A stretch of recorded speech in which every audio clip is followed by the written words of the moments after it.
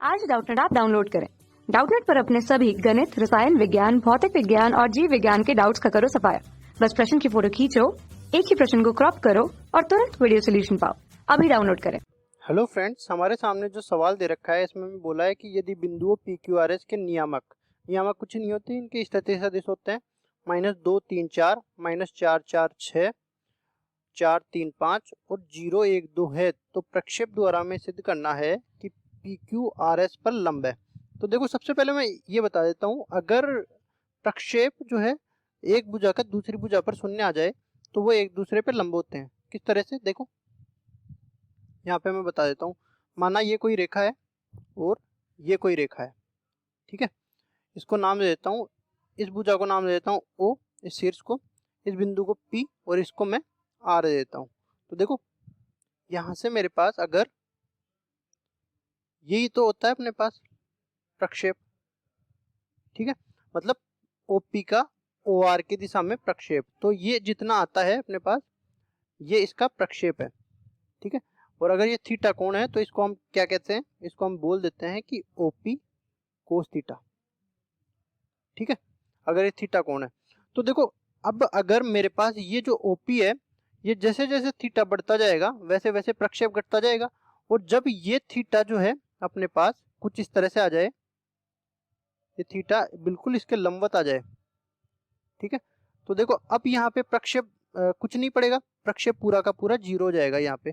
तो देखो, ये कोण कितना है, 90 डिग्री। मतलब मैं कहूंगा कि अगर पी क्यू का आर एस पर प्रक्षेप 0 है तो अपने पास कह सकते हैं कि पी क्यू आर एस दोनों है लंब है, ठीक है। तो पी बिंदु के नियामक क्या दे रखे हैं, -2 3 4, क्यू बिंदु है अपने पास -4 4 6, आर बिंदु है अपने पास 4 3 5 और एस बिंदु है अपने पास 0 1 2, ठीक है।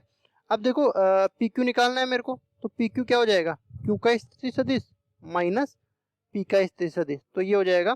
देखो, -4 में से -2 जाएगा तो माइनस का 2 आई कैप, इसी तरह 4 में से 3 जाएगा तो प्लस का जे कैप, और 6 में से 4 जाएगा तो प्लस का 2 के कैप। इसी तरह मेरे को आर एस भी निकालना है, तो आर एस क्या हो जाएगा, एस का स्थिति सदिश माइनस आर का स्थिति सदिश, तो ये हो जाएगा अपने पास 0 - 4 कितना हो गया, माइनस का 4 आई कैप, और ये 1 - 3 कितना हो गया, माइनस का 2 जे कैप, और ये 2 - 5 माइनस का 3 के कैप, ठीक है। ये हो गया पी क्यू और ये हो गया आर एस। अब देखो, मेरे को क्या करना है, पी क्यू का जो है आर एस पे प्रक्षेप ज्ञात करना है। तो देखो, कुछ इस तरह से रेखा है अपने पास, ये रेखा है आर एस और ये रेखा है पी क्यू। अब देखो, ये आगे तक जा रही है, तो मैं इसको इस तरीके से लिख देता हूं। मान लिया ये बिंदु है आर, ये बिंदु है एस, ये बिंदु है पी, ये बिंदु है क्यू, ठीक है। अब देखो, पी क्यू का आर एस पर प्रक्षेप क्या हो जाएगा, प्रक्षेप कुछ इस तरीके से हो जाएगा, ये, और ये बीच में एंगल क्या आ जाएगा, थीटा, ठीक है। तो इसको मैं क्या कह सकता हूं, पी क्यू कोस थीटा, ये जो है ये प्रक्षेप है। अब देखो, एक चीज मैं जानता हूं कि अगर ए और बी दो सदिश है, ठीक है, तो इनका जो है अदिश गुणन क्या होता है, ए का परिमाण, बी का परिमाण और कोस थीटा, ठीक है। और अगर मैं ए का बी पर प्रक्षेप ज्ञात करूं तो वो किसके बराबर होता है, ए कोस थीटा के बराबर होता है, ठीक है।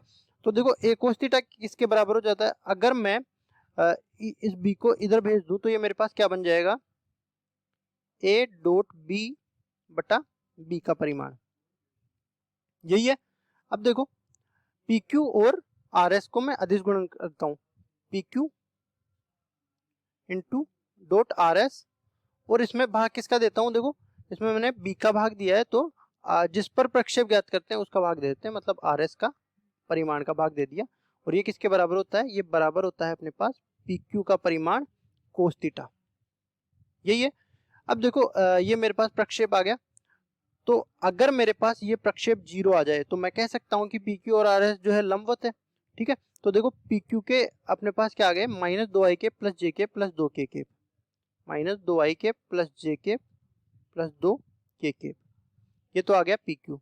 और आर एस क्या है अपने पास, आर एस आया -4 आई केप -2 जे केप -3 के केप, -4 आई केप -2 जे केप -3 के केप।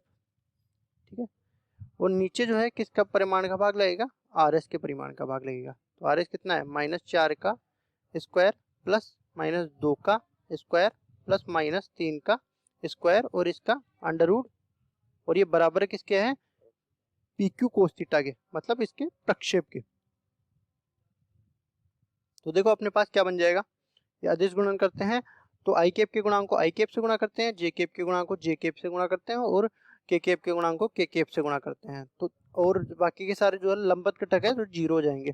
तो ये -2 -4 है तो प्लस का 8 और ये -2 और ये -6 बटा ये हो जाए 4 का स्क्वायर 16 प्लस 4 प्लस 9 बटा अंडर रूट, और ये इसके प्रक्षेप है तो पी क्यू का मापांक कोस थीटा।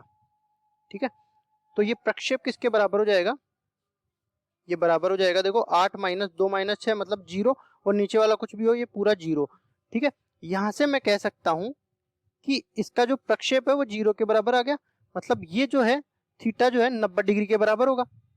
ठीक है, थीटा अगर 90 डिग्री के बराबर हो गया तो मैं कह सकता हूं कि इसका जो है ये इसका प्रक्षेप 0 हो गया, तो ये पी क्यू और आर एस जो है एक दूसरे के लंबवत हो गए। Thank you friends.